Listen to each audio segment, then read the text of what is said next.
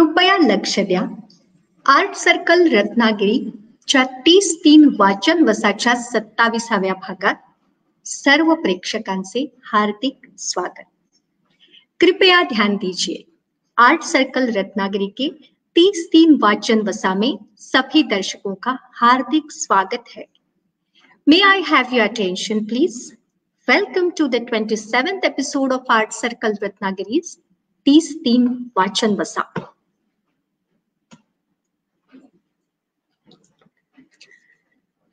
रसिक प्रेक्षकांना काहीतरी ओळखीचं वाटलं का?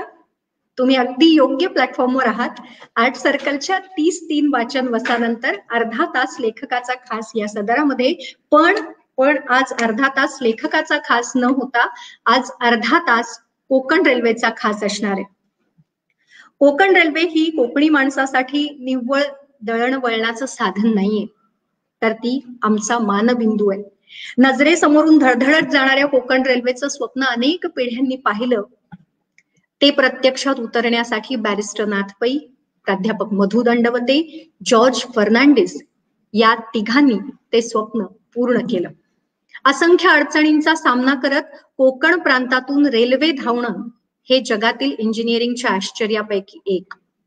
अर्थात हा प्रकल्प तडीस नेताना पूर्ण होताना अनेकांना आपले प्राण गमवावे लागले. आजचा दिवस हा त्या मंडळींसाठी हुतात्मा दिवस म्हणून पाळला जातो.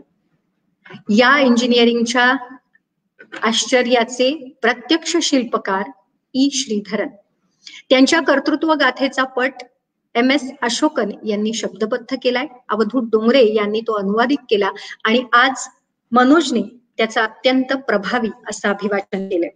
मनोज आणि आपल्या सोबत संवाद साधण्यासाठी नीता कुलकर्णी आपल्याला जॉईन होत आहेत. आज आपल्या सोबत अर्धा तास कोकण रेल्वेचा खास यामध्ये संवाद साधण्यासाठी मनसोक्त गप्पा मारण्यासाठी येणार आहेत कोकण रेल्वेचे तत्कालीन डिझाईन हेड माननीय शशिकांत लिमये सर.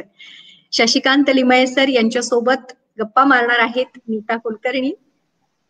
नीता नमस्कार. माईक ऑफ आहे नीता.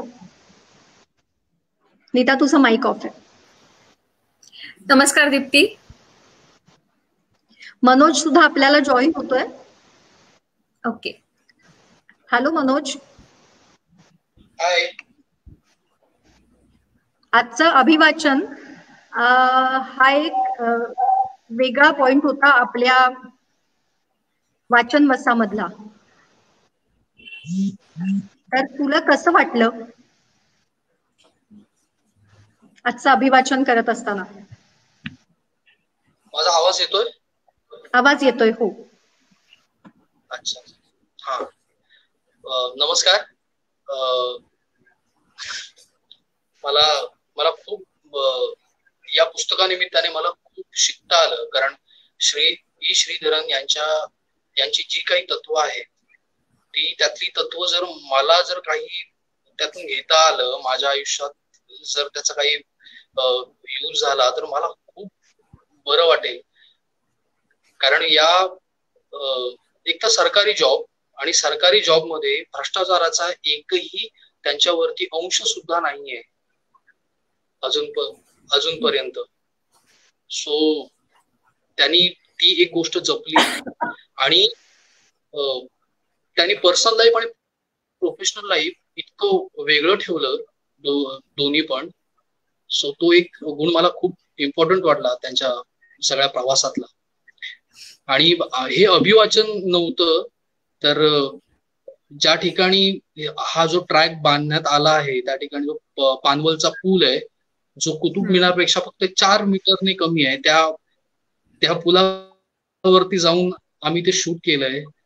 रत्नागिरी स्टेशनला स्मारक आहे, त्या स्मारकासमोर आम्ही शूट केलंय. तिथे वाचताना अक्षरशः अंगावरती काटा येत होता, कारण हा रेल्वे ट्रॅक उभा करताना बांधताना दुर्दैवाने ज्या लोकांचा, ज्या कर्मचाऱ्यांचा याच्यात मृत्यू झाला त्यांची आठवण ठेवण्यासाठी म्हणून एक स्मारक बांधण्यात आलं आहे. तर त्या ठिकाणी वाचताना खरंच अंगावरती काटा येत होता. मला मला खरं सांगायचं तर या पुस्तकातून खूप काही शिकता आलं. थँक्यू की मला हे पुस्तक या वाचनवसाच्या निमित्तानं वाचायला मिळालं.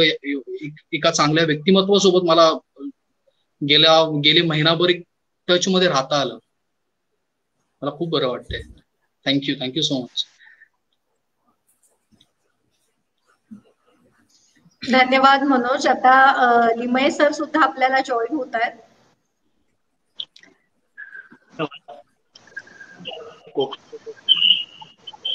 सर नमस्कार. माझा आवाज येतोय का? हो येतोय. हॅलो. हो सर. येतोय. हो सर. कोकण जे कामगार आणि अधिकारी शहीद झाले त्यांना प्रथम अभिवादन करतो. सहभाग होत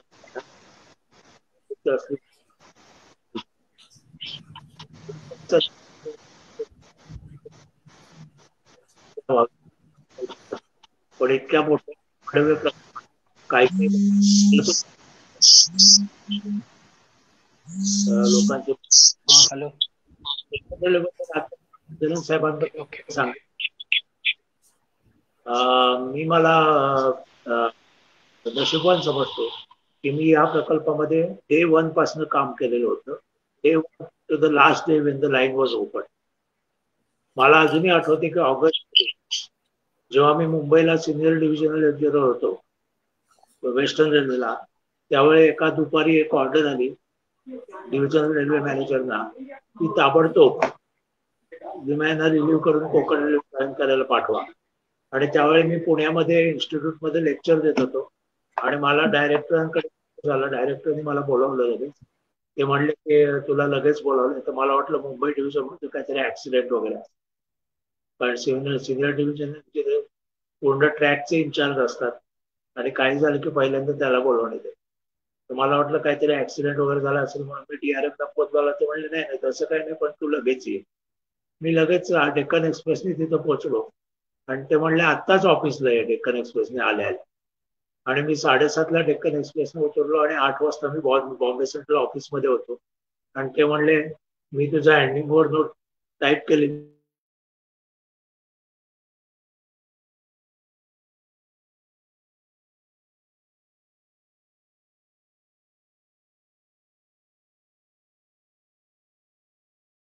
ती फक्त तुला सही करायची. आणि फेसबुक लाईव्ह ओके, मी फेसबुक लाईव्ह वर आहे. ओके दोघं जण आले, पाठवतो. Bye bye bye bye. मध्ये नको. सॉरी. हा, तर मी पुढे काय सांगत होतो की लगेच मला रिव्ह्यू करून त्यांना GM ला ऑर्डर होती की जॉर्ज फर्नांडिस साहेबांना लगेच रिपोर्ट करायचं की यांना मी रिलीव्ह केलेलं आहे म्हणून. म्हणजे त्यांची रिस्पॉन्सिबिलिटी संपते. नाहीतर वरतून त्यांना फायरिंग मिळायचं रेल्वेच्या शब्दात की यांना का रिलीव्ह केलं नाही तुम्ही वगैरे. तर अशा रीतीने ती टीम जमवण्यात आली ती. आणि मी पहिल्या 4 जणांमध्ये होतो तिथं. आणि मला आठवतंय मी, श्रीधरन साहेब, एक चीफ इंजिनियर आणि एक accounts officer, deputy account officer आणि एक स्टेनो, असे आम्ही 4 जण चर्चगेटला एका रूम मध्ये ऑफिस चालू केलं होतं कोकण रेल्वेचं. आणि त्यानंतर मग आम्ही बेलापूरला जागा घेतली वगैरे. That is it. नाव कोकण रेल्वेची खासियत ही आहे की पहिल्या 100 किलोमीटर कोकण रेल्वे बांधण्याकरता जवळजवळ किती 20 वर्ष लागली. 1956 ते 1976 फक्त 100 किलोमीटर कोकण रेल्वेचा प्रवास झाला. म्हणजे दिव्यापासनं रोह्यापर्यंत. त्यामुळे श्रीधरन साहेब जेव्हा रेल्वेचे हेड होते इंजिनिअरिंगचे, तेव्हा त्याने आणि श्रीधरन साहेबांनी असं ठरवलं की आता आपण अशी काहीतरी योजना केली पाहिजे की ज्यामुळे हा प्रकल्प थांबू शकणार नाही एकदा चालू झाल्यावर. आणि त्यामुळे त्यांनी एक कंपनी फॉर्म करायची कल्पना काढली आणि त्याप्रमाणे ही कंपनी फॉर्म झाली. आणि ऑक्टोबर, म्हणजे त्या कंपनीला आता 30 वर्ष होतील. ऑक्टोबर 1990 उद्याचा दिवस 15 ऑक्टोबर, त्या दिवशी कंपनी फॉर्म झाली. आणि हे कॉर्पोरेशनच्या अंडर पहिल्यांदा अशा तऱ्हेचा रेल्वे प्रकल्प देण्यात. आणि त्याच्यामध्ये फंडिंगची योजना पण अशी केली ती की सगळी 4 स्टेट गव्हर्नमेंट आणि सेंट्रल गव्हर्नमेंट मिळून बरोबर त्यांनी पार्टनरशिप मध्ये कंपनी उभारली. त्यामुळे जॉर्ज फर्नांडिस यांची आयडिया अशी होती की त्यामुळे हे काम कधीच थांबवता येणार नाही, परमनंटली हे चालू राहील. आणि त्यामुळे एकदा सुरू झाल्यावर तुम्ही पाहिलं असेल कितीतरी पॉलिटिकल चेंजेस झाले 8 वर्षामध्ये, तरी कोकण रेल्वेचं काम कधीही थांबलं नाही. आणि श्रीधरन साहेबांनी ठरवलं होतं की एकदा कंपनी फॉर्म झाली की आपण 100 ठिकाणी एकदम काम चालू करायचं, म्हणजे मग त्याच्यातनं हात बाहेर काढता येत नाही. दुसरी गोष्ट त्याने आम्हाला सांगितली ती की पहिल्या 2 वर्षात 100 किलोमीटर लाईन ओपन करायची, म्हणजे रोहा ते वीर दासगाव महाड आणि खालतून उडुपी ते मँगलोर ही लाईन आपण 2 वर्षात जर ओपन केली तर आपल्याला फंड्सचा कधीही तुटवडा पडणार नाही. आपण पहिल्यांदा कंपनीची क्रेडिबिलिटी एस्टॅब्लिश करायला पाहिजे. आणि ते 100 किलोमीटर आम्ही ओपन केल्यावर our company was listed in AAA+. आणि त्यामुळे आम्हाला फंडिंगचा कधीही प्रॉब्लेम झाला नाही. त्यानंतर आम्ही पब्लिक बॉन्ड्स इश्यू केले टॅक्स फ्री, आणि त्यामुळे हा प्रकल्पाला नंतर फंड्सची कधी चणचण भासली नाही आणि लोकांनी पण उत्स्फूर्तपणे याला प्रतिसाद देऊन बॉन्ड विकत घेतले. आता तुम्हाला कल्पना असेल, तुम्ही कोकणातले लोक आहात, 740 किलोमीटर कोकणातनं रेल्वे काढणं हे ब्रिटिशांना पण अशक्य झालं. म्हणजे याचा पहिला सर्वे होता ब्रिटिशांच्या काळात, पण त्यांनी याला हात लावायचं धाडस केलं नाही, कारण तो इतका दुर्गम्य प्रदेश आहे की त्याच्यातनं रेल्वे लाईन कशी काढायची हाच प्रश्न त्यांच्यापुढे होता. त्यामुळे आम्ही ठरवलं की ही रेल्वे लाईन आपण बांधते ती रेल्वे वर्ल्ड क्लास व्हायला पाहिजे. आता तुम्ही पुणे मुंबईला जाता, इतके घाटामध्ये कर्ज आहेत, चढाई जास्त आहे. आम्ही ठरवलं की चढाई कमी करायची, कर जवळजवळ आम्ही एलिमिनेट केलेले, पण स्ट्रेट लाईन मारायची जवळजवळ. त्यामुळे टनेलची लांबी वाढेल, पण आपण टनेल बनवू. पहिला जो सर्वेक्षण होतं त्याच्यामध्ये फक्त 24 किलोमीटर टनेलची लांबी होती टोटल, आणि आम्ही जे नंतर पुन्हा पूर्ण रिसर्वे केला त्याच्यामध्ये टनेलची लांबी 84 किलोमीटर झाली आणि पुलांची लांबी 24 किलोमीटर झाली. त्याच्यामध्ये उंच उंच वायडक्ट आली, कारण नॉर्मली हे सगळं अवॉइड करण्याकरता आपण लाईन वर खाली नेत जातो आणि डोंगरानं वळसे घालतो. त्यामुळे अत्यंत कमी त्रिज्येचे कर्व आपल्याला घालावे लागतात आणि त्यामुळे ट्रेन्सवर परमनंटली त्याचा परिणाम होतो त्याच्या स्पीडवर. आज तुम्ही कोकण रेल्वे बघाल तर 160 किलोमीटरवर गाडी पूर्णपणे रोहा टू मंगलोर जाऊ शकते विदाऊट स्पीड रिस्ट्रिक्शन. आता आपण मुंबई टू दिल्ली राजधानी 130 चालते असं म्हणतो, पण ती 130 किलोमीटर पर आवर फक्त 200 ते 300 किलोमीटरवर चालते. त्यामुळे तुम्ही पाहत असाल की ऍव्हरेज स्पीड कोकण रेल्वे गाड्यांचा खूपच जास्त आहे point two point.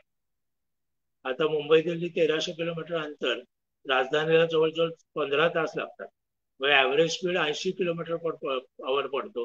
Konkan railway रस्त्याच्या 120 किलोमीटर गाड्या धावतात, त्यांचा 90च्या वर ऍव्हरेज स्पीड आहे, कारण मध्ये काहीही रिस्ट्रिक्शन नाही.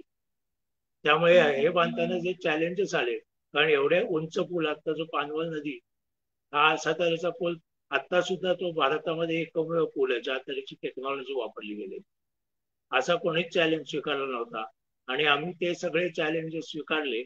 मोठे पूल, मोठे बोगदे, रत्नागिरीच्या जवळच 2 मॉन्युमेंट्स आहेत, 6.5 किलोमीटर करबुडे टनेल आणि 60 मीटर उंच पानवल नदी पूल. तर हे दोन्ही आम्ही अशा रीतीने पाहिलं असेल की त्याचं पानवल नदी पुलाचं बांधकाम फक्त 30 महिन्यामध्ये कम्प्लीट झालेलं आहे. आणि त्यावेळेला लोकांना आश्चर्य वाटायचं, कारण आजूबाजूला लोक जे बघायचे एक एक पुलाला 10-10 वर्ष लागायची. जसं पणजीला आम्ही जेव्हा जुवारी ब्रिज बांधला तेव्हा तिथले मुख्यमंत्री विल्फ्रेड डिसूजा म्हणाले की तुम्हाला बहुतेक 10-12 वर्ष हा पूल बांधायलाच लागतील, so we are not worried, तुमची रेल्वे गोव्यात कधीच येणार. आम्ही तो चॅलेंज घेतला आणि तो पूल आम्ही 1 वर्ष काम जरी बंद होतं गोव्यामध्ये तरी तो पूल फक्त टोटल 4 वर्षामध्ये कम्प्लीट झाला आमचा. 95 मध्ये, 92 मध्ये आम्ही काम चालू केलं होतं आणि 25 डिसेंबर 95ला त्या पूल कम्प्लीट झाला. लाईन नंतर चालू झाली कारण बाकी टनेल मध्ये अडचणी होत. टनेल सुद्धा आपण जे कोकण रेल्वेमध्ये बांधले ते पहिल्यांदा इतक्या लांब टनेल मध्ये बांधल्यामुळे व्हेंटिलेशन त्याचं कसं होईल, जर स्मोक वगैरे आलं तर त्याचं काय होईल याचा विचार आपण केला आणि आपण त्याच्याकरता स्पेशल व्हेंटिलेशन सिस्टम लावलेले आहे. जेव्हा गाडी जाते तेव्हा डिझेल आणि तो दूर स्वीप ऑफ करण्याकरता आपण जेट फॅन्स आणि सेंट्रिफ्युगल फॅन्स अशा 2 तऱ्हेचे लावलेले आहेत. करबुडेच्या 6.5 किलोमीटर बोगद्यामध्ये आपण सेंट्रिफ्युगल फॅन लावले वरती सेंट्रल शॅफ्ट मध्ये, जो 100 मीटर डीप आहे आणि इतर 5 टनेलमध्ये आपण जेट फॅन व्हेंटिलेशन केलंय आणि अत्यंत मॉडर्न सिस्टीम आहे ती. कोणी कोणी लोकांनी तुम्ही पाहिले असतील त्याचं कंट्रोल सेंटर वगैरे, ज्याच्यामध्ये आतमधल्या पॉल्युशन लेवल आपल्याला डायरेक्ट तिथे इंडिकेटर येतो की कार्बन मोनॉक्साईड किती आहे, नायट्रोजन ऑक्साईड किती आहे वगैरे वगैरे, आणि त्याप्रमाणे तो ऑपरेटर ते फॅन ऑपरेट करतो. त्याचप्रमाणे पुलांमध्ये आणखीन एक वैशिष्ट्य म्हणजे स्टील गर्डरचे फक्त 3 पूल आहेत एवढ्या लांब लेंथ मध्ये. जुवारीवर 2 जे 400 फूट लांब आहेत, जे भारतातले सगळ्यात लांब गर्डर्स आहेत ते, आणि त्याचप्रमाणे मांडवीमध्ये 1. इतर सर्व पूल पहिल्यांदाच रेल्वेमध्ये कॉन्क्रीटचे बांधण्यात आले, कुठलाही स्पॅन असू मग तो, आणि त्या कॉन्क्रीटच्या बांधल्यामुळे आपल्याला त्याच्यावर बॅलास्टेड ट्रॅक नेता आलाय, हे लोकांना बऱ्याच माहित नाही. म्हणजे त्याच्यावर तुम्ही कुठेही स्टीलच्या गर्डरवर गेलात रेल्वेमध्ये तुम्हाला खटाखट वगैरे आवाज होतो. तुम्हाला इथं जाणवत नाही की खालती पूल आहे का नॉर्मल ट्रॅक आहे. आणि त्याचा ऍडव्हान्टेज असा होतो की आम्हाला पूर्ण काय म्हणतात LWR लॉंग वेल्डेड रेल, म्हणजे वेल्डिंग केलेले रेल पूर्ण लाईनवर आहेत कोकण रेल्वेच्या एंड टू एंड. तिथे ब्रिस्प्लेटेड जॉईंट नाहीये कुठे, आणि त्यामुळे रेल्वेचे अनेक फायदे होतात. 10% त्याच्यामध्ये आपलं हे वाचतं, फ्युएल कन्झम्पशन 10% वाचतं, आणि इतर अनेक फायदे होतात LWR मुळे. ट्रॅकचा मेंटेनन्स कमी होतो वगैरे वगैरे. ते पण अशा तऱ्हेचं पहिल्यांदाच आपण केलेलं आहे भारतामध्ये, आणि त्यामुळे पण गाडीचा स्पीड वाढतो. अशा तऱ्हेने ही बांधण्यात ज्या अडचणी आल्या त्या अनेक होत्या, आणि तुम्हाला माहिती आहे रत्नागिरीच्या लोकांना की एक टनेल बांधण्याकरता किती म्हणजे आम्हाला कष्ट करावं लागलं. तेव्हा एक जुवारी आणि मांडवी पूल, त्याच्यामुळे ते आम्ही 400 फुटाचे गर्डर कसे उचलले बार्ज माउंटेड क्रेननी, ते आमचं आम्हालाच माहिती आहे. आणि एकदा जपानीज चिफेन माझ्याबरोबर कोकण रेल्वे बघायला आला, काम कम्प्लीट झाल्यावर 96 साली जवळजवळ कम्प्लीट झालं. तर त्याला मी तो पूल पुलाचे गर्डर दाखवले, तर तो गर्डरवर जाऊन म्हटलं की कुठून इम्पोर्ट केले तुम्ही, आता आपण आत्मनिर्भर म्हणतो. तर मी म्हटलं नाही, इम्पोर्ट वगैरे नाही केले, इंडियात बनवले आणि इंडियन डिझाईन. कुठे बनवले म्हणलं. मी म्हटलं मनमाडचं रेल्वेचं वर्कशॉप आहे, तिथं आम्ही त्यांना कॉन्ट्रॅक्ट दिलं, आणि त्यांनी ते 2 वर्षात नवीन डिझाईनचे गर्डर 400 फूट पूर्णपणे तयार करून आम्हाला दिले. आम्ही बाय पार्ट ते पणजीला ट्रान्सफर केले आणि त्यानंतर तिथे इरेक्ट करून लॉन्च केले. तर तो म्हटला मग तुम्हाला खूप कॉस्ट आली असेल, आमच्यापेक्षा दुप्पट वगैरे. तर मी त्याला कॉस्ट सांगितली, तर तो चक्क चाटच पडला, म्हणजे त्याने उडीच मारली. तो म्हटला की ही कॉस्ट तर 1/4 आहे आमच्या, तुम्ही एक्सपोर्ट करायला पाहिजे गर्डर. पण म्हटलं आम्हाला कमर्शियल पार्ट येत नाही ना, आम्ही फक्त टेक्नॉलॉजी बघतो. So that is our competence. आणि त्यावेळी तुम्हाला आश्चर्य वाटेल की एकही फॉरेन कन्सल्टंट नव्हता त्या प्रकल्पावर. तो पूर्णपणे आपण डिझाईन केलेला प्रकल्प आहे आणि आपल्या कंत्राटदाराने पूर्णपणे बांधलेला प्रकल्प आहे. जेव्हा टेक्नॉलॉजीची इतकी लेवल, आज TBM वगैरे या तऱ्हेची मशीन नव्हती, तेव्हा सुद्धा आपण एवढा स्पीड अचीव्ह केलेला आहे. आणि ते एक आत्मनिर्भर भारताचं पूर्ण एक्झाम्पल जर असेल ते कोकण रेल्वे. कारण पैसा पण इंडियन होता, टेक्नॉलॉजी इंडियन होती, कॉन्ट्रॅक्टर इंडियन होते, आणि ते 7.5 वर्षात, जेव्हा 1.5 वर्ष जवळजवळ काम आमचं थांबलं गोव्यामुळे, तरी सुद्धा आपण 7.5 वर्षात तो प्रकल्प पूर्ण होतो. That is the main achievement. आणि इव्हन BBCने त्याचं कौतुक केलेलं आहे की western people will envy to look at this project. आणि स्वीडिश इंटरनॅशनल डेव्हलपमेंट एजन्सी, ज्याने आम्हाला 50 कोटीचं मदत केली ती मशीन सप्लाय करण्यामध्ये, त्यांनी तर हे पूर्ण लिहिलंय. मी जे बोललो तर Indian inputs, Indian technology, Indian consultant, Indian contractor, आणि पूर्णपणे भारतीय लोकांनी बांधलेला हा प्रकल्प आहे. तर अशा तऱ्हेने हे जे महत्व आहे ते बऱ्याच लोकांना हल्लीच्या पिढीतल्या माहिती नाहीये की आपण त्यावेळी हे अकम्प्लिश केलं, जे ब्रिटिशांना सुद्धा त्यावेळी जेव्हा 1887 मध्ये मोठा चॅलेंज वाटत होता. आणि त्यानंतर ते जर आपल्या नेहमीच्या रेल्वेच्या पद्धतीने आपण हे काम करायला गेलो असतो तर मला खात्री आहे की याला 100 वर्ष लागली असती निश्चित. कारण मध्ये मध्ये ते हिकअप्स मध्ये गेलं असतं की 100 किलोमीटर झाला, आता पैसे नाहीत, थांबवा, दुसरा प्रकल्प घ्या. अशा तऱ्हेने प्रकल्प चालू राहिले असते. त्यामुळे आपल्याला अभिमान वाटायला पाहिजे की आपल्या कोकणच्या भूमीत असा एक प्रकल्प निर्माण झाला.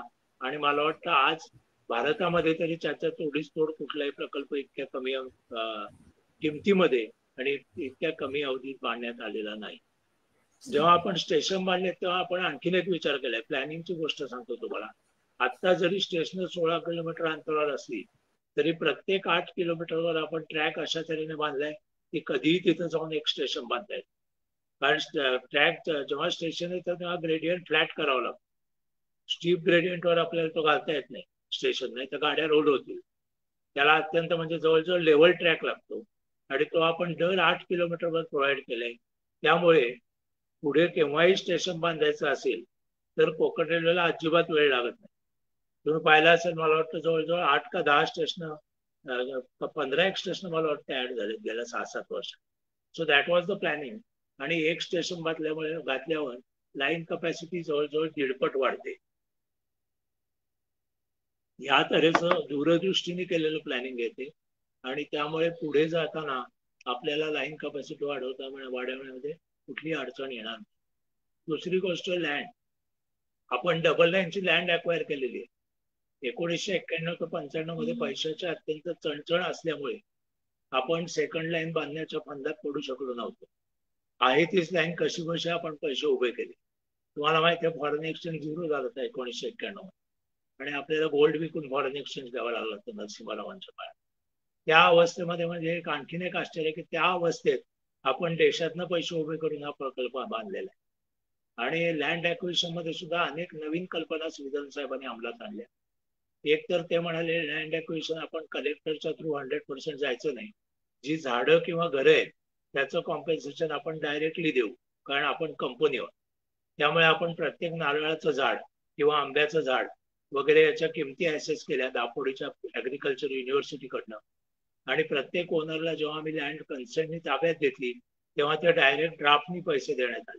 त्याचप्रमाणे घरं ज्यांची गेली त्यांचं पर स्क्वेअर फूट प्राइस आम्ही काढली नवीन बांधण्याकरता, जे होतं त्याची नाही. आणि 3 म्हणले ताबडतोब त्यांना द्यायची आणि जे मटेरियल आहे ते पण त्यांना घेऊन जाऊन दे. आपण मटेरियल घेऊन चौकीदारी करण्यात जास्त पैसे जातात. That was his attitude. So you can imagine. तसंच कॉन्ट्रॅक्टमध्ये तुम्ही सरकार दरबारात कॉन्ट्रॅक्टचं काय चालतं तुम्हाला माहिती आहे. तिथं त्याने पहिल्याच दिवशी नियम केला की कॉन्ट्रॅक्टरने बिल दिल्यावर 75% पैसे त्याचे 48 तासात आपण द्यायचे. आणि आम्ही 48 तासात त्यांची 75% बिल क्लिअर करायचो आणि उरलेले 25% आम्ही चेक केल्यावर त्यांना पैसे द्यायचो. त्यामुळे contractors were very happy to work with us and they never failed us. कारण आम्ही त्यांना मदत केल्यामुळे 3 महिने आमच्याकडे पैसे नव्हते कंपनीकडे. अशी पण स्थिती आली, ती पगार द्यायला पैसे नव्हते स्टाफला. कारण ती रेल्वेची कंपनी असली तर railway was not supporting. They were against Konkan railway. कारण त्यांना वाटलं काहीतरी आपल्या हातातून दिसत. सो त्यावेळी कॉन्ट्रॅक्टरनं जेव्हा श्रीधरन साहेबांनी बोलावलं आणि सांगितलं अशी स्थिती आहे, आम्ही तुम्हाला काही महिने बिल देऊ शकणार नाही पूर्णपणे, पण आम्ही काम चालू ठेवण्या इतके पैसे तुम्हाला रिलीज करू. आणि ते कॉन्ट्रॅक्टर म्हणाले की आम्ही एका पायावर तुम्हाला सपोर्ट करतो, कारण तुम्ही आम्हाला इतके दिवस या तऱ्हेने पेमेंट दिलेलं आहे आणि आम्ही त्याच्याकरता कळ सोसू आणि आम्ही प्रकल्प थांबवू देणार नाही. तुम्हाला आश्चर्य वाटेल, गोव्यामध्ये आम्ही 8 महिने प्रकल्प थांबला एन्व्हायरमेंटल इश्यूमुळे, पण कोणीही कॉन्ट्रॅक्टर आम्हाला सोडून गेला नाही. आणि त्या 8 महिने त्यांचे इक्विपमेंट पैसे कोकण रेल्वेने त्यांना कॉम्पेन्सेशन ताबडतोब दिलं without going into claim and arbitration. So that was the art of management. आणि दुसरी गोष्ट म्हणजे निवडक लोक श्रीधरन साहेबांनी घेतली. चीफ इंजिनियर लेवलला सगळे हँडपिक्ड होते किंवा टॉप इलेक्ट्रिकल इंजिनियर्स किंवा हे फ्रॉम रेल्वेज. आणि खालच्या लेवलला आम्ही जवळजवळ 500 यंग इंजिनियर्स रिक्रूट केले who had 2 years experience, just graduated from the college. कारण ते म्हणाले की आपल्याला नवीन कल्चर सेट करायचे, आपण सगळ्या लेवलवर रेल्वेचे घेतले तर आपण तेच कल्चर इथं आणू आणि आपल्याला ते चालायचं नाही आणि परवडायचं पण. सो आणि ते मला अभिमानाची गोष्ट ही सांगावीशी वाटते की त्यातले बरेचसे इंजिनियर्स आज मेट्रोचे हेड्स आहेत, GM वगैरे आहेत. मोस्ट ऑफ द मेट्रोच्या जनरल मॅनेजरच्या पोस्टवर आज ती आम्ही ट्रेन केलेली मंडळी आहेत सगळी. आणि ती एक अत्यंत अभिमानास्पद गोष्ट आहे आमच्याकडे. सो श्रीधरन साहेबांच्या अनेक गोष्टी आहेत, पण मला वाटतं एवढा वेळ नाही आपल्याकडे. पण the way used to work, म्हणजे मला आठवत आहे रत्नागिरीलाच आम्ही 12 पर्यंत रात्री रेस्टॉरंट्समध्ये टोको शीट घेऊन बसायचो जस्ट टू सी की अलाइनमेंट कुठून काढायला पाहिजे. कार्बोडेटनर मला अजूनही आठवत. त्यावेळी आम्ही 3 रात्री रत्नागिरीला 12-1 पर्यंत बसायचो. सकाळी पुन्हा साईटवर जायचो, पुन्हा आम्ही बघायचो इथं शक्य आहे की नाही आपण म्हणतोय ते ऍक्च्युअल फील्डवर जसं आहे की नाही. आणि मग रात्री पुन्हा पेन्सिलीने आम्ही मार्किंग करायचो आणि मग त्याच्या आधारावर पुढला सर्वे व्हायचा. आणि जवळजवळ मला आठवतंय की 750 पैकी ऍटलिस्ट 350 किलोमीटर आम्ही चाललेलो आहोत त्या लाईन, इन्क्लुडिंग शरावती ब्रिज. मला अजूनही आठवतंय की एका होडक्यामध्ये आम्ही 3 जण होतो. आमचे डायरेक्टर श्रीधरन साहेब, एक डेप्युटी चीफ इंजिनियर आणि मी, आणि आणखीन एक चीफ इंजिनियर. आणि डेप्युटी चीफ इंजिनियर पुढे पाण्यामध्ये, पाणी शॅलो होतं, पाण्यात चालत होता बांबू घेऊन. आणि मग त्याने विचारलं सगळ्यांना, पोहायला येतं ना सगळ्यांना? आणि तसे आम्ही ते अलाइनमेंट सगळे डिसाईड केले. त्याचा फोटो तुम्ही पाहिला असेल शरावती ब्रिजचा, त्याच्या साईटवर पण आहे, ब्युटिफुल फोटो वरतून घेतलेला. आणि अशा तऱ्हेने अनेक पूल आम्ही बांधले. अत्यंत नवीन कल्पना यूज केल्या. नॉर्मली प्रोजेक्टचा टाइम कमी असताना माणूस म्हणतो की जर आहे ऑलरेडी रेडीमेड ते वापरा, डिझाईन रेडीमेड वापरा. तसं आम्ही अजिबात केलं नाही. कम्प्लीट डिझाईन फिलॉसॉफी आम्ही चेंज करून टाकली आणि त्याला त्यावेळेच्या मॉडर्न, म्हणजे त्यावेळी आम्ही चायनाच्या पुढे होतो हा सांगायला मला अभिमान आहे. 98 मध्ये जेव्हा कोकण पाहिली आपण बनवली तेव्हा आपण चायनाच्या पुढे होतो रेल्वेमध्ये. But unfortunately over the next 20 years things did not happen in the way it should happen. आता लोकांना कळलंय त्याचं महत्व आणि पुन्हा आपण we are picking up the threads. So this is in short my experience. आणि सिद्धांतचा आणखीन एक क्वालिटी म्हणजे एकदा त्यांनी तुमच्यावर ट्रस्ट टाकला की तुमच्यावर कोणी कंप्लेंट केली तर he use to protect like a shield, because he knew that your integrity is beyond doubt and whatever mistake has happened is genuine mistake, and he used to record himself on the file ki मला हा माणूस माहिती आहे, he cannot do these kinds of things आणि there is no vigilance angle in this, it is a genuine mistake. आणि त्याने आम्हाला सांगितलं होतं की कुठलेही डिसिजन घेताना घाबरू नका, कारण माणसाच्या आयुष्यात 100 पैकी 10% तर मिस्टेक होणारच डिसिजन मध्ये. The solution is not to take the decision, is not the solution. Take the decision and face the mistakes. आमच्या इथे पण फेल्युअर झाली. We corrected the failure and we are quite open. कमिशनरना सुद्धा आम्ही सांगितलंय ते फेल्युअर झाला अशा आम्ही repair, and they used to believe us and trust us. So that was the kind of trust which was built up. आणि right up to drivers level ही integrity होती. तुम्हाला सांगायला मला आनंद होतो. आणखीन एक एक्सपिरियन्स छोटासा आहे की आम्ही सुरुवातीला बरेच ड्रायव्हर अपॉइंट केले आणि आमच्या जीप्स वगैरे आम्ही एका दिवशी 20-32 जीप खरेदी केल्या. That was the authority. Directly cheque देऊन अशा दुकानात. त्याला आश्चर्य वाटलं, तो उडाला. म्हटलं गव्हर्नमेंट ऑर्गनायझेशन 32 जीपचे पैसे डायरेक्ट. म्हटले डायरेक्ट, तुम्ही डायरेक्ट जीप द्या मला आता, दॅट इज युअर रिस्पॉन्सिबिलिटी. त्या घेऊन ते जायचे तिथं रिपेअर करायला. एकदा तुम्हाला गाडीत भेटायचा. मी मुंबईहून बेलापूरला ट्रेननी यायचो अप टू मानपूर आणि मोबाईल रोड वगैरे. एकदा तो म्हणला, सर मला एक गोष्ट तुम्हाला सांगायची, तुमच्या ड्रायव्हर कुठून तुम्ही पैदा केले का? म्हटलं काय झालं? म्हणलं इतके आमच्याकडे येतात पण आजपर्यंत एकानेही आमच्याकडे कमिशन मागितलेलं नाही. ते म्हणले जे बिल झाले ते द्या, आम्हाला काही एक्सपेक्टेड नाही आणि ते आम्ही वरती जाऊन तुमचं बिल क्लिअर करू. That was the level of integrity even at the lowest level. कारण आम्ही सिलेक्शन करताना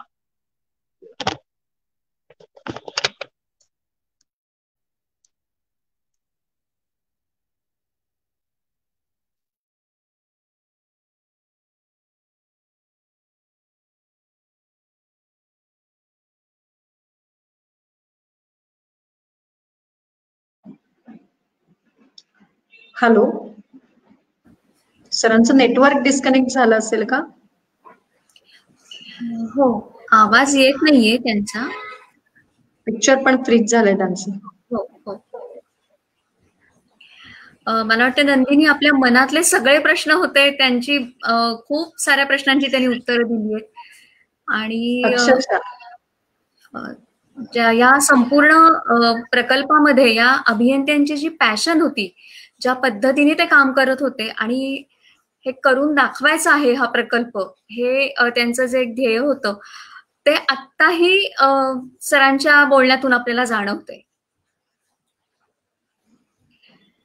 अगदी या पुस्तकामध्ये सुद्धा म्हणजे मला मनोजलाही विचारायला आवडेल की त्यांनी त्याच्यामध्ये म्हटलेलं आहे की एक खूप सुंदर वाक्य आहे ह्या पुस्तकामध्ये की परस्पर विश्वासावर आधारलेली सामूहिक कृती करणं हे कोकण रेल्वेच्या सगळ्या त्या टीमचं एक काय म्हणूयात आपण ते ध्येय होतं. त्या पद्धतीने काम चालत असे आणि तशा पद्धतीची कार्यसंस्कृती त्यांनी रुजवलेली होती संपूर्ण. म्हणजे त्या काळामध्ये जर आपल्यापैकी कोणी साईट्स वरती गेलेलं असेल एखाद्या, तर प्रत्येकाला आठवत असेल, म्हणजे मी हे पहिल्यांदा बघितलं होतं. मी जेव्हा जेव्हा साईट्स वरती जायचे कधीतरी काही निमित्ताने किंवा असं, तर तिथे ना दररोज एक बोर्ड असायचा, डेज रिमेनिंग, आणि तो आकडा बदलायचा, रोज तो आकडा बदलायचा. आणि त्या उद्देशाने ते काम चाललेलं असायचं की आपल्याला आपल्या हातात इतके दिवस आहेत, इतका वेळ आहे, आणि त्यानुसार तो प्रकल्प आपल्याला पूर्ण करायचा आहे. याचा उल्लेख आहे पुस्तकामध्ये. रिव्हर्स क्लॉकचा जो वापर केला त्यांनी, त्याचा उल्लेख आहे पुस्तकामध्ये. किती ध्येय वेळ असतो डोक्यामध्ये, आणि ते पूर्ण करण्यासाठी आपलं सगळं पणाला लावून लोक काम करत असतात. आणि महत्वाचं म्हणजे आपली मूल्य, म्हणजे उच्च पदस्थ व्यक्तींची मूल्य शेवटच्या माणसापर्यंत कशी झिरपत जातात, आणि मग एक आस्थापना आपल्याला नजरेसमोर दिसते उभी राहिलेली. त्याचं उत्कृष्ट उदाहरण म्हणजे कोकण रेल्वे आहे. खरंच अगदी खरंय. आणि मला वाटतं आपल्यापैकी अनेकांनी हा प्रकल्प साकार होताना बघितलेला आहे. त्यामुळे कोकण रेल्वे आली ह्याचा जितका आपल्याला अभिमान आहे, तेवढाच ती कशी आली ह्याचा सुद्धा आपल्याला अभिमान वाटतो. काय पद्धतीने काम झालं. आणि त्यामुळे काही काही पुस्तकामध्ये जे शब्द आहेत ना, ते मला खरंच खूप आवडले. की एस्थेटिकली सुंदर एखादी गोष्ट करायची, म्हणजे स्टेशन असेल तर ते खूप चांगलं दिसलं पाहिजे, हे खरंय, पण त्याच्या जोडीला अनेक अभियांत्रिकी पराक्रम त्यांनी केले असं त्यांनी म्हटलंय.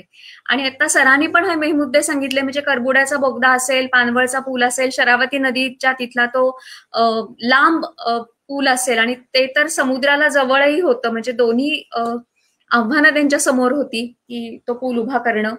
किंवा मला वाटते महाडच्या तिथला एका पुलाचा उल्लेख आहे की संपूर्ण घाट रस्ता टाळून त्यांनी एक पूल आणि नंतर पुढे बोगदा हे केला, आणि तो सगळा घाट रस्ता त्याच्यामध्ये त्यांना टाळता आला.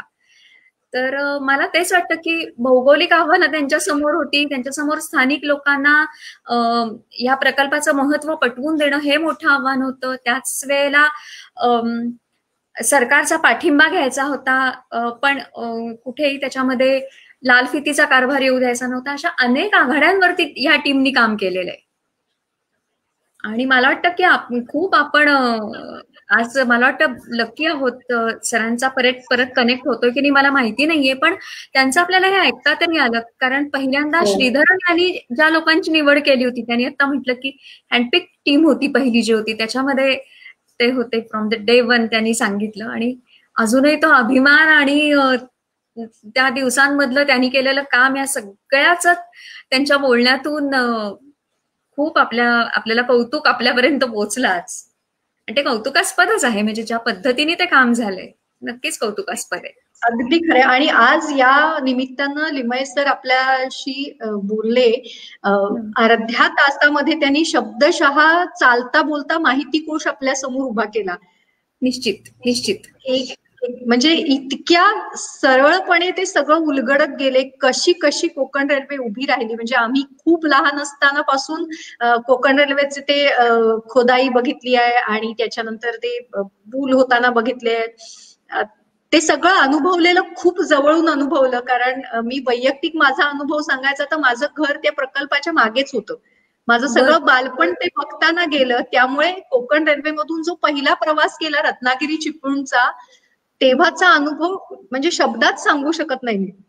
नक्कीच, निश्चित. कदाचित ती मुंबईकरांसारखी जीवनरेखा नसेल आपल्यासाठी, पण ती जिव्हाळ्याची रेखा मात्र नक्की आहे. नक्की, अगदी खरं, अगदीच खरं. हा बोल नीता. अजून एक मला ह्याच्यामध्ये जाणवतं की म्हणजे माझ्या जनरेशननी आणि त्यानंतरच्या जनरेशन्सनी एक अत्यंत शिस्तबद्धपणे ऑर्गनाइज्ड पद्धतीने इतका मोठ्या स्तरावरचा प्रकल्प साकार होता असताना बघितलेला आहे. तर मध्यंतरी असंच बोलत असताना मी तेच म्हटलं होतं की त्या काळामध्ये श्रीधरन अनेक लोकांचे कोकणामध्ये आयडॉल बनले होते, आदर्श बनलेले होते की किती पद्धतीने लोकांना बरोबर घेऊन जाऊन काम आपल्याला करता येतं, आणि लोकसहभागातूनच ह्या गोष्टी उभ्या राहतात. ह्याचा एक अत्यंत आपल्याला त्यांनी फर्स्ट हँड एक्सपिरियन्स या प्रकल्पाच्या निमित्ताने दिलेला होता. म्हणजे हे तू म्हणालीस तसं इंजिनिअरिंग मधलं जे आश्चर्य आहे प्रचंड मोठं, तसं व्यवस्थापकीय सुद्धा हे आश्चर्य मानायला पाहिजे. नक्कीच, अगदी खरे, अगदी खरे. आणि या पुस्तकामध्ये कोकण रेल्वे बद्दल तर त्यांनी अगदी तपशिलांनी सगळं दिलेलं आहे, पण त्याच्या जोडीला दिल्ली मेट्रो, कलकत्ता मेट्रो आणि आता मनोजनी काही वाचलं त्याच्यामधलं पांबन पुलाचं, तर ते खरोखरच जादू होती. ज्या पद्धतीने त्यांनी ते पिलर शोधून काढले समुद्रात बुडलेले आणि ज्या पद्धतीने त्यांनी हे केलं, धनुष्कोडीपर्यंतचा तो रस्ता, तो पूल त्यांनी तयार केलेला होता ते. तर एकूणच ई श्रीधरन आणि त्यांची कार्यपद्धती समजून घेण्यासाठी हे पुस्तक फार महत्वाचं आहे. आणि आता लिमये सरांनी तर म्हणजे मला असं वाटतं की या पुस्तकाचा एक गोषवारा इतका उत्तम सांगितला. म्हणजे त्यांनी त्याच्यामधलं तंत्रज्ञान सांगितलं, त्यांनी त्याच्यामधल्या अचिव्हमेंट सांगितले आणि त्याच्या श्रीधरन यांच्या कार्यपद्धतीचं पण आपल्याला त्यांनी महत्व सांगितलं. लिमये सर जॉईन होत आहेत. आलं का? हो सर, आवाज येतोय तुमचा. ओके, पिक्चर नाही, आवाज येतोय? Okay, bye. आवाज येतोय ना? आवाज येतोय sir. Okay, so I was telling about the integrity. तर कोकण रेल्वेमध्ये integrity was maintained at very high level. आणखीन एक तुम्हाला एक्झाम्पल सांगतो, म्हणजे श्रीधरन साहेबांच्या वर्किंगचं, की जेव्हा पण आम्हाला पैसे यायचे तेव्हा आम्ही सिक्वेन्शियली पे करायचो. कधी फेव्हरेटिझम केला नाही कोणाला की याला पहिल्यांदा दे वगैरे. आणि त्याचं एक ज्वलंत उदाहरण असं आहे की आम्ही बरंच सिमेंट खरेदी करायचो. सिमेंट आणि steel supply was Konkan railway supply. आणि सिमेंटचे बरेच पैसे म्हणजे आमचे राजश्रीचे वगैरे राहिलेले होते. तर एक दिवस ते राजश्रीच्या एमडीने पाहिलं की कोकण रेल्वेला पैसे मिळाले कुठून तरी, बॉन्ड्स और समथिंग ब्रिजिंग लोन. तर लगेच त्याने त्याच्या एजंटला वाशीला फोन केला की काय झालं, आपल्या पैशांचं काय झालं, आत्ताच मी वाचलं. तो म्हणला, साहेब चेक माझ्या समोर आलेला आहे already, you need not remind me, I never remind Konkan railway. जेव्हा येतो तेव्हा ते सिक्वेन्शियली पेमेंट ऑटोमॅटिकली होतं. जेव्हा कॉम्प्युटरायझेशन या लेवलचं नव्हतं तेव्हाची गोष्ट सांगतो. तिसरी गोष्ट तुम्हाला जी सांगायची ती इम्पॉर्टन्स ऑफ कम्युनिकेशन. आता आपण फायबर ऑप्टिक वगैरे सगळं बोलतो, त्यावेळेस Konkan was the first to lay the fiber optic cable on the entire line, and we had a computer terminal at each of the station, and data from there directly used to go to the control room. आणि त्याच्याकरता सरांमध्ये आणि त्यावेळेच्या मंत्र्यांमध्ये conflict झाला की तुम्ही fibre optic कशाला घालताय, तुम्ही ओव्हरहेड केबल घाला, ही टेक्नॉलॉजी इंडियात चालणार नाही. आणि आज आपण दररोज फायबर ऑप्टिकचा जॉब करतोय. आणि ही 1991 ची गोष्ट मी सांगते, तरीही pushed ahead and did that work. आणि त्यामुळे the communication in Konkan railway is the fastest. आणि फायबर ऑप्टिक मधून त्यांना इन्कम पण झाला, कारण अनेक ब्लॅक फायबर्स होते जे आम्ही नंतर रेंट केले. तसंच रोरो सिस्टीम हा पहिला प्रयोग कोकण रेल्वेमध्ये झाला. आणि तो पण मी ही कल्पना जेव्हा त्यांना सांगितली, नोट बनवून त्यांना दिली, मी लंडनला जाऊन आलो तो चॅनल टनर, त्यांनी लगेच त्याला अप्रूव्ह केलं की आपण हे इंट्रोड्यूस करूया. म्हणजे नवीन टेक्नॉलॉजी आणि नवीन आयडियाज या इम्प्लिमेंट करण्यामध्ये त्यांचा पुढाकार असायचा नाही. पण ते कधी तुम्हाला कंडेम करायचे नाहीत की काहीतरी काय बोलतो, जुना आहे तेच चालू ठेवूया आपण वगैरे या टाईपचं. You always wanted new ideas to be implemented, and we should have modern system in India which will become an example for everybody to follow. आणि अनेक तऱ्हेच्या अशा सिस्टीम होत्या. आता वेळ एवढा नाहीये, मी काय पुढे अजून जास्त बोलत नाही, पण काही त्यांचे मी पैलू सांगितले. आणि सगळ्यात महत्वाचा पहिलं होतं की मॅनेजमेंट. मी त्यांना कधीही रागवलेलं बघितलं नाही आणि इतके प्रॉब्लेम व्हायचे दररोज, but he use to maintain his cool. आणि अनहॅपी असले तर फक्त ते असं करायचं, म्हणजे समजायचं he is not happy with you today, पण लगेच दुसऱ्या दिवशी यूज टू बी ओके. आणि कुठलाही प्रॉब्लेम आला तर used to think over it, आणि सकाळी त्याला लगेच बोलवायचे, असं आपण सोल्युशन काढूया वगैरे. So used to always his mind used to work on solving the problems which you used to face every day. दुसऱ्या आणखीन एक त्याने सगळ्यांना सांगून ठेवलं, कुठलाही प्रॉब्लेम आला साईटला तर त्याचं त्याच दिवशी संध्याकाळपर्यंत सोल्युशन जायला पाहिजे. Contractor should not wait for us. There used to be no file movement of that type. की प्रॉब्लेम आला की तिथून मग चिपीआर येणार, हेडक्वार्टरमध्ये 4 लोक त्याला वरखाली करणार आणि त्याच्या महिने जाणार, मग कमिटी अपॉइंट करणार. There was no system like that. Immediately we should decide, immediately we should tell him how to proceed. आणि त्यामुळे पण हा प्रोजेक्ट कधीही कितीही प्रॉब्लेम आले, म्हणजे अवघडातले अवघड, तरी त्याच्यातून आपण मार्ग काढला आणि जवळजवळ 7.5 वर्षात त्यातले अनेक वर्ष तर आपण आधीच कमिशन केले ते राईट अप टू सावंतवाडी. फक्त गोव्यामध्ये आम्हाला एका टनेलमध्ये प्रॉब्लेम झाला त्यामुळे तिथं आपल्याला थोडं लेट झालं. बाकी 1 वर्ष आधीच सगळं ओपन झालं. सो हे थोडक्यात मी सांगितलं. अनेक गोष्टी सांगण्यासारख्या आहेत आणि अनेक लोकांनी पाहिलेलं पण आहे काम. कामत आपले वगैरे जे आता रत्नागिरीला आहेत त्याने ऍक्च्युअली काम पाहिलेलं आहे साईटवर. तर सगळ्यांना कल्पना आहे किती अवघड होतं तेव्हा, जेव्हा ऍक्सेस पण नव्हता. ऍक्सेस पासून सुरुवात, स्क्रॅच पासून सुरुवात केली. Scratch, design, fixing contractor, doing the work, commissioning, commission of railway सक्तीचं सर्टिफिकेट घेणं, सगळ्या ऍक्टिव्हिटीज अशा तऱ्हेने केलेल्या, right from scratch up to completion. मला वाटतं बरंच तुम्हाला नवीन काही गोष्टी मिळाल्या असतील याच्यातनं, खात्री आहे मला. आणि आपल्याला काही प्रश्न असतील ते विचारू शकता वेळ असेल. नक्कीच सर, आम्हाला खूप गोष्टी कळल्या आणि आता तुम्ही थोडा वेळ ह्या डिस्कशन मध्ये नव्हतात त्यावेळेला आम्ही तेच बोलत होतो की या संपूर्ण म्हणजे ई श्रीधरन सर आणि तुम्हा सगळ्यांची जी टीम होती त्या टीमच्या कामामागची पॅशन आता आम्हाला तुमच्या बोलण्यामधनं कळली. एकच मला ह्याच्यामध्ये थोडंसं अजून करायचं की या पुस्तकामध्ये फार सुंदर वाक्य आहे की परस्पर विश्वासावर आधारित सामूहिक कृती करणं ही कोकण रेल्वेच्या टीमची खासियत होती. तर त्याबद्दल तुम्ही थोडं सांगाल का? कारण हे टीमवर्क अमेझिंग होतं, अतिशय सुंदर. जसं पहिल्यांदा मी तुम्हाला सांगितलं, श्रीधरन साहेबांनी रेल्वेमध्ये 40 वर्ष स्वतः काम केलं होतं. ते हेड ऑफ द रेल्वेचे इंजिनियर होते आणि जनरल मॅनेजर होते वेस्टर्न सेंट्रल रेल्वे. आणि त्यांना सगळ्या लोकांच्या जन्मपत्र त्यांच्याकडे होते, कोणी काय काम केलंय. आणि एकूण आस्क ऑल्सो देअर सिनियर्स की हा माणूस कसा आहे. त्यांच्याकडे अशी एक छोटी डायरी असायची, आम्ही जरा जाऊन डायरी होती अशी, त्याच्यात ते नावं लिहिलेली होती. हे लोक मला पाहिजे, because he knew that not only they are trustworthy but they are team people. रेल्वेमध्ये टीमवर्क इज व्हेरी इम्पॉर्टंट. आणि कोकणची खासियत होती की आम्ही 3-4 मुंबईला राहायचो, कोलाव्याला, पदवार पार्क रेल्वेची कॉलनी. आणि आम्ही दररोज बेलापूरला जायचो आणि आम्ही 4 डिफरंट डिपार्टमेंटची लोक होतो. एक चीफ इलेक्ट्रिकल इंजिनियर, मी चीफ डिझाईन इंजिनियर, एक चीफ मेकॅनिकल इंजिनियर, एक चीफ सिग्नलिंग इंजिनियर आणि एक चीफ ऑपरेटिंग मॅनेजर. असे 5 डिपार्टमेंटचे 5 लोक. आणि त्या ट्रॅव्हलमध्येच आमचे अर्धे प्रॉब्लेम संपायचे. म्हणजे आमच्या अर्ध्या मिटिंग दिवसाच्या तिथंच व्हायच्या की याचं काय करायचं, त्याचं काय करायचं.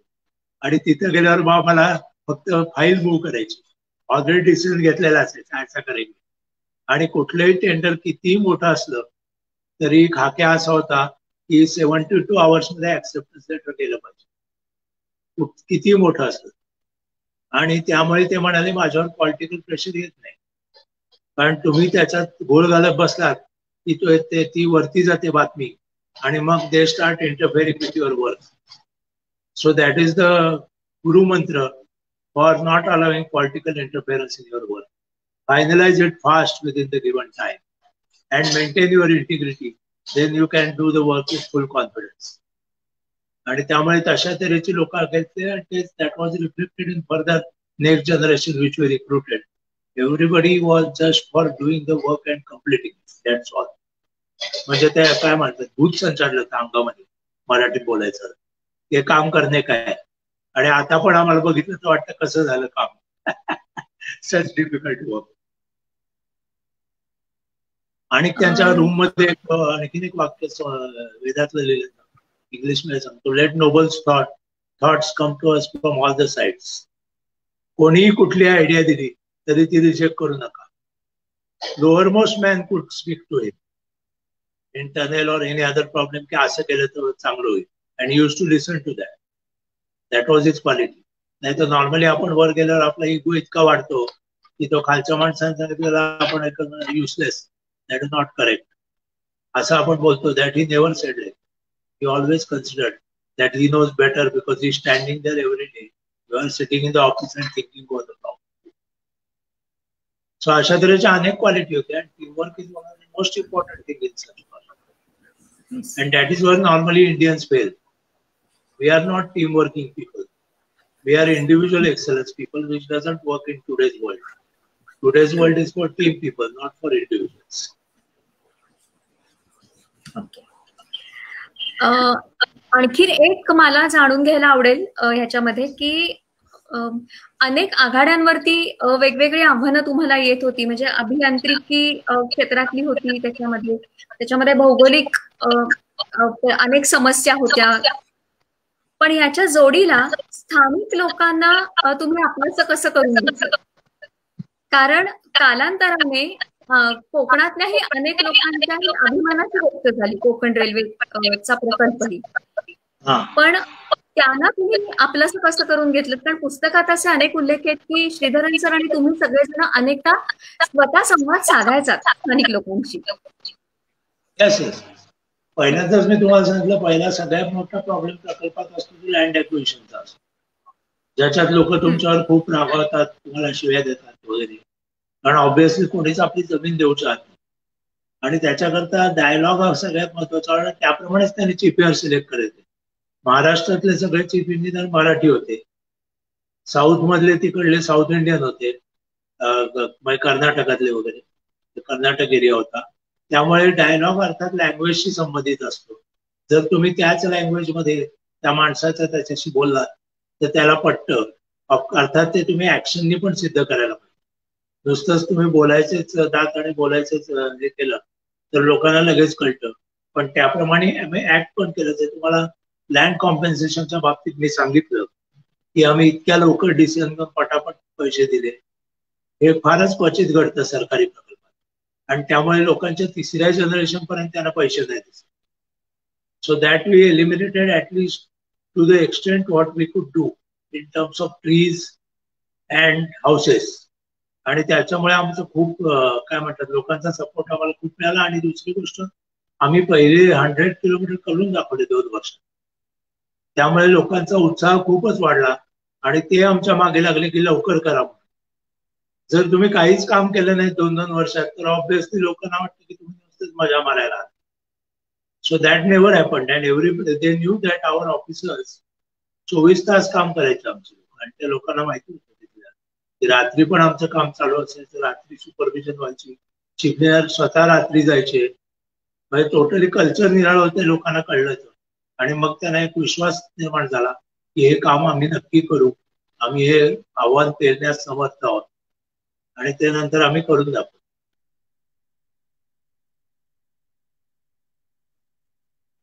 सर, खूप प्रेक्षक आणि काय प्रश्न आहेत तुम्हाला?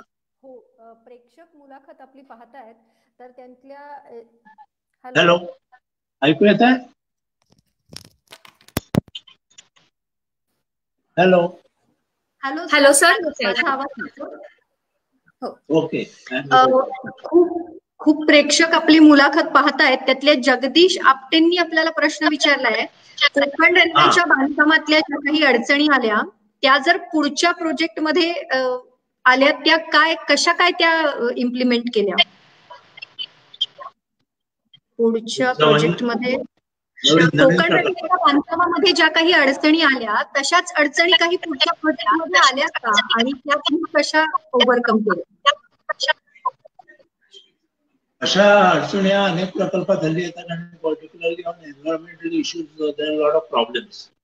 आणि त्याच्यामध्ये मी एक सांगतो की तुम्ही जर सर्टिफिकेटवर असलात एन्व्हायरमेंटच्या बाबतीत आणि तुम्ही हे प्रूव्ह करू शकलात की तुम्ही जर डॅमेज करते तर तुम्ही कॉम्पेन्सेट करणार आहात, किंवा तुम्ही जे करताय त्याचा प्लस जास्त आहे आणि मायनस कमी आहे, तर लोक ते मान्य करतात आणि एनजीटी वगैरे पण मान्य करते. सो आपला जर बेस स्ट्रॉंग असेल आणि आपली जर इच्छाशक्ती असेल तर प्रकल्प कोणीच थांबवू शकत नाही. हे एक महत्वाचा यातला भाग आहे. आणि त्याच्याकरता जो स्टाफ असतो किंवा जे कामं करतात ते त्याला फुल्ली डेडिकेटेड पाहिजेत आणि पॅशननी काम करायला पाहिजे. नोकरी म्हणून जर करायचं असेल तर प्रकल्प अडकतात. तेच मी तुम्हाला सांगितलं, लोकांना वाटतं तर सरकारी कारभार म्हणजे 4 वर्ष टाइमपास करून ते जाणार, नवीन येणार वगैरे वगैरे. याच्यामध्ये एंड टू एंड त्याच माणसाने कामं केली. हे एक आणखीन आश्चर्यकारक गोष्ट, कारण ती एक कमिटमेंट होती की 7 वर्ष लागली तरी 7 वर्ष तोच माणूस तिथं काम करणार होता, आणि त्यामुळे त्याला एक रिस्पॉन्सिबिलिटी तुम्ही कॅरी फॉरवर्ड करणार. नॉर्मल गव्हर्नमेंटमध्ये असं होत नाही. 3 वर्षानंतर यू आर ट्रान्सफर्ड. काही राज्य सरकार 2 वर्षानंतरच कमिशनर ट्रान्सफर होतं. त्यामुळे लॉंग टर्म विजनने काहीच करता येत नाही. याच्यामध्ये प्रत्येकाची एक लॉंग टर्म विजन होती की मी हे करूनच जाणार, तोपर्यंत मी हलणार नाही.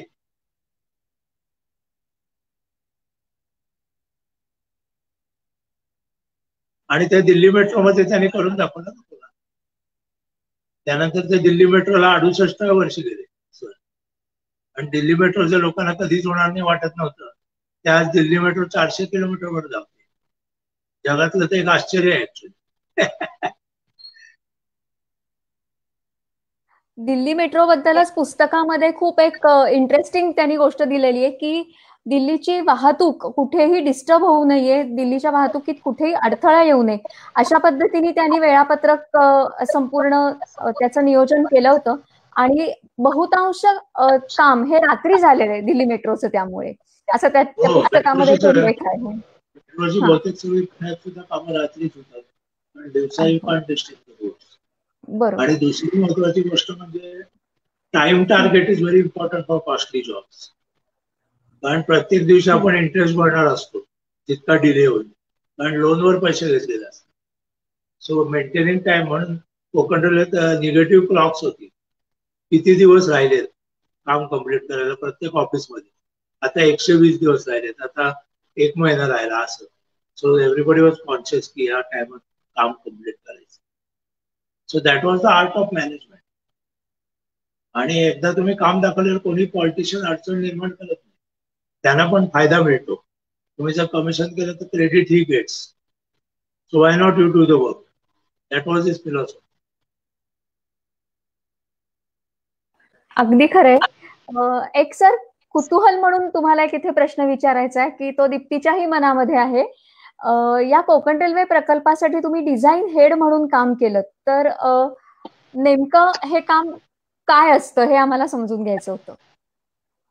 मी जे काम केलं ते mainly coordination, planning and design, which was the heart of the matter. जेव्हा मी माझं ऑफिसची एरिया इनॉग्रेट केली त्यांच्या हस्ते,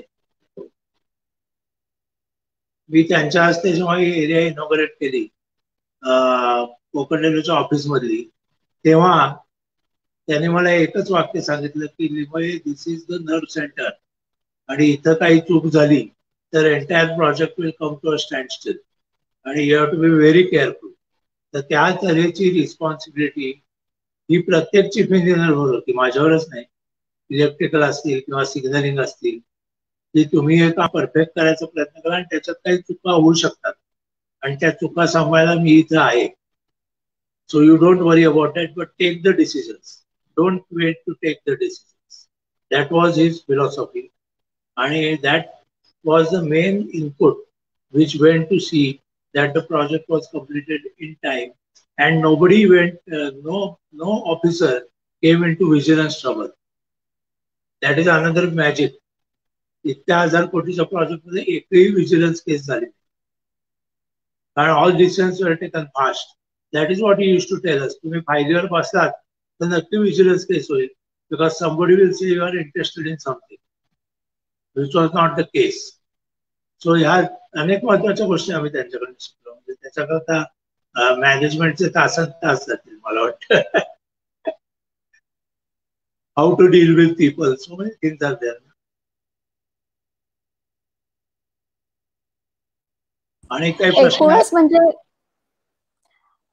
दीप्ती, प्रश्न आहे काही प्रेक्षकांकडनं? काही नाही. एकूणच पण हा सर, हा अभियांत्रिकी विषयाच्या दृष्टीने खूप आव्हानात्मक प्रकल्प होता. याच्यामध्ये व्यवस्थापन तितकंच मोलाचं होतं, आणि अनेक आघाड्यांवरती अनेक माणसांना सांभाळणं हेही महत्वाचं होतं. आणि ह्या सगळ्या गोष्टी या प्रकल्पामध्ये सांभाळल्या गेल्या. आता आम्ही तेच बोलत होतो की हे सगळं करण्यामागची तुमची जी टीम होती, त्या टीमची पॅशन, ही त्या टीमच्या पॅशनला सलाम आहे खरं तर. Absolutely passionate team. आणि मला वाटतं की देवाचा आशीर्वाद, सुपर नॅचरल फोर्स ओनली कुड डू दिस, असा माझा विश्वास आहे. खरं, अदरवाइज थिंग्स कॅनॉट हॅपन. आणि other thing is continue for the entire period of project.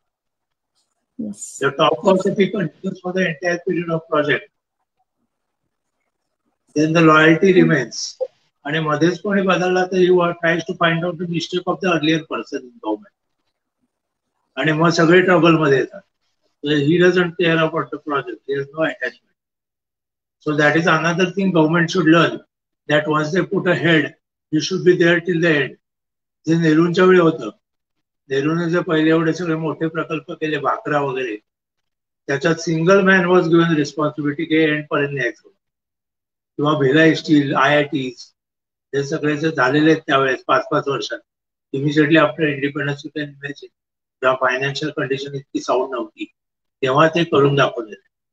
So single person in charge who is fully dedicated and passionate about it can drive any project to success.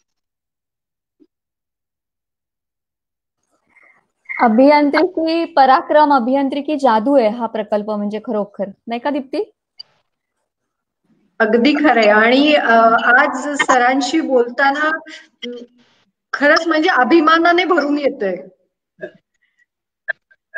आणि माझं original Ratnagiri, माझं original पण रत्नागिरी. हो, अच्छा,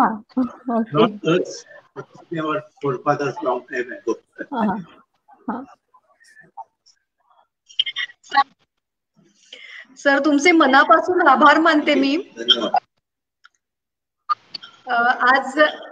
आज या वाचनवसाच्या उपक्रमामध्ये आपण आलात आणि शब्दशः मगाशी नीताशी बोलताना मी जसं म्हटलं, माहिती कोश असा आपल्या प्रेक्षकांच्या समोर उघडून दाखवलात. मनापासून आभार. आपले जे प्रेक्षक सगळे बघतायत त्या प्रेक्षकांच्या कमेंट्स याच आहेत की आम्हाला कोकण रेल्वेचा, तुमच्या सगळ्या टीमचा खूप अभिमान वाटतो. आणि मगाशी मी म्हटलं तसं की नुसती दळणवळणाची सिस्टीम नाहीये आमच्यासाठी, कोकणासाठी हा मानबिंदू आहे, जिव्हाळ्याचा भाग आहे हा. तर तुमचे मनापासून आभार. आज तुम्ही या सेशन मध्ये सहभागी झालात त्याबद्दल, आपला मूल्यवान वेळ आम्हाला दिल्याबद्दल खूप आभार आणि तुमच्या कार्याला सलाम. थँक्यू. आपण भेटत गोष्टी आहेत. हो धन्यवाद सर. यासाठी तुम्हाला हे पॅन्डेमिक संपल्यानंतर रत्नागिरीत येण्याचं निमंत्रण मी आता इथूनच देते. हो, रत्नागिरीला ऑलवेज वेलकम. नक्की सर. थँक्यू. नक्की sir. Thank you so much sir. किती लोक होती आता? 60+ लोक कंटिन्युअस आहेत, 60 पेक्षा जास्ती. Very good. Thank you. Thank you. I hope. Thank you so much. Okay. Thank you. Good night sir.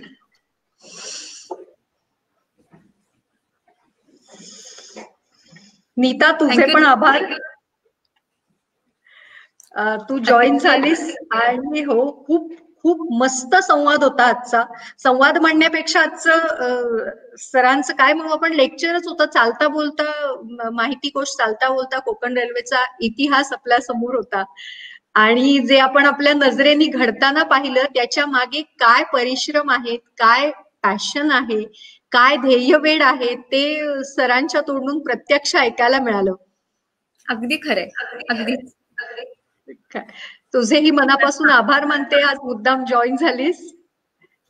Thank you. Thank you. Good night.